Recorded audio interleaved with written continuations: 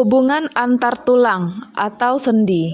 Sendi adalah hubungan antar tulang satu dengan lainnya. Berdasarkan sifat geraknya, sendi dapat dibedakan menjadi tiga, yaitu sinartrosis atau sendi mati, amfiartrosis atau sendi kaku, dan diartrosis atau sendi gerak. Sinartrosis atau sendi mati. Sinartrosis adalah persendian yang tidak memungkinkan terjadinya gerakan, misalnya hubungan antar tulang penyusun tengkorak. Kemudian yang kedua, amfiartrosis atau sendi kaku. Amfiartrosis adalah persendian yang memungkinkan terjadinya sedikit gerakan. Hubungan antar tulang ini dihubungkan oleh kartilago sehingga memungkinkan terjadinya sedikit gerakan. Misalnya, sendi antar tulang betis dan tulang kering. Kemudian yang ketiga, diartrosis atau sendi gerak. Diartrosis adalah persendian yang memungkinkan terjadinya gerakan yang lebih bebas.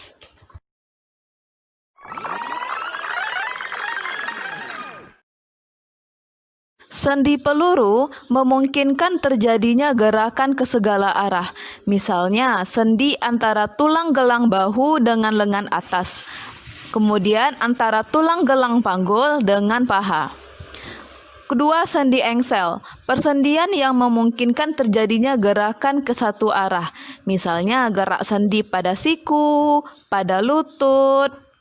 Kemudian yang ketiga, ada sendi putar. Sendi putar memungkinkan terjadinya gerakan berputar atau rotasi.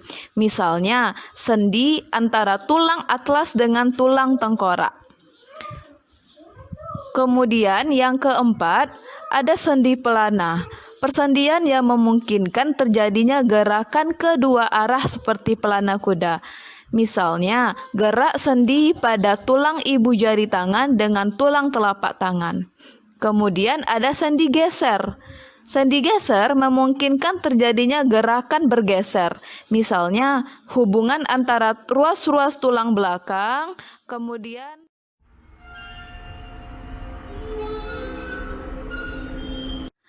ada yang tahu sendi apakah ini?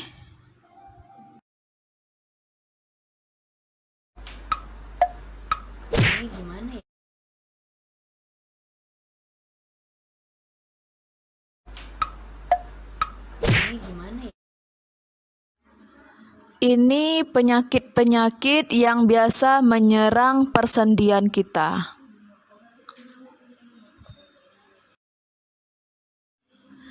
Otot manusia. Otot merupakan alat gerak aktif karena mampu menggerakkan tulang. Sel-sel otot mempunyai kemampuan berkontraksi dan relaksasi. Kontraksi adalah pengarutan otot sehingga bentuknya memendek, sedangkan relaksasi adalah pengenduran otot sehingga bentuknya memanjang. Berdasarkan struktur dan jenisnya, otot dapat dibedakan menjadi tiga: otot polos, otot lurik, dan otot jantung. Otot polos. Kita lihat, ciri-ciri otot polos yaitu bentuk sel gelendong, kedua ujungnya meruncing, dan di bagian tengahnya menggelembung dan memiliki satu inti sel. Jika diamati dengan mikroskop, sel-sel otot polos tampak tidak memiliki garis-garis melintang. Otot polos bekerja di luar kesadaran kita, artinya tidak di bawah kehendak kita, sehingga disebut juga sebagai otot tak sadar. Yang kedua, otot lurik. Otot lurik, kita lihat ciri-cirinya. Yang pertama, bentuk selnya silindris, memanjang, dan memiliki banyak inti sel. Kedua, jika diamati dengan mikroskop, sel-sel otot lurik tampak adanya garis-garis melintang yang membentuk daerah gelap dan terang, sehingga dinamakan juga dengan otot lurik. Otot lurik bekerja di bawah kesadaran kita, artinya menurut kehendak kita. Yang ketiga, otot jantung. Kita lihat, otot jantung terdapat pada jantung kita. Strukturnya sama dengan otot lurik, namun kerjanya seperti otot polos. ini otot lurik, otot polos, dan otot jantung pada tubuh manusia.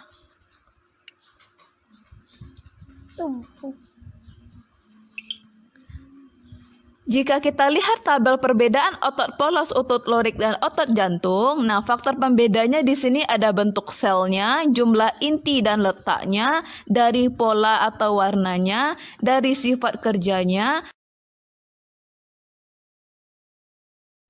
Berdasarkan cara kerjanya, otot dibedakan menjadi: pertama, otot antagonis. Otot antagonis adalah otot-otot yang bekerja berlawanan. Jika otot yang satu berkontraksi, maka otot yang lain berelaksasi. Contohnya, otot bisep dan trisep pada lengan atas.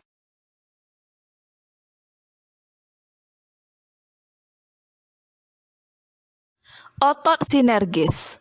Otot sinergis adalah otot-otot yang bekerja bersama-sama dengan tujuan yang sama.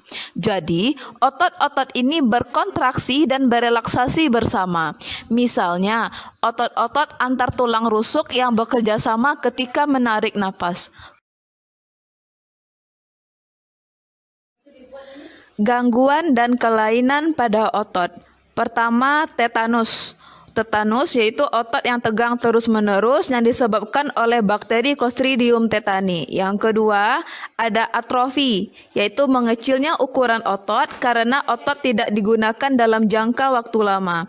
Ketiga, ada kaku leher, terjadi karena gerak hentakan yang menyebabkan otot trapesius meradang.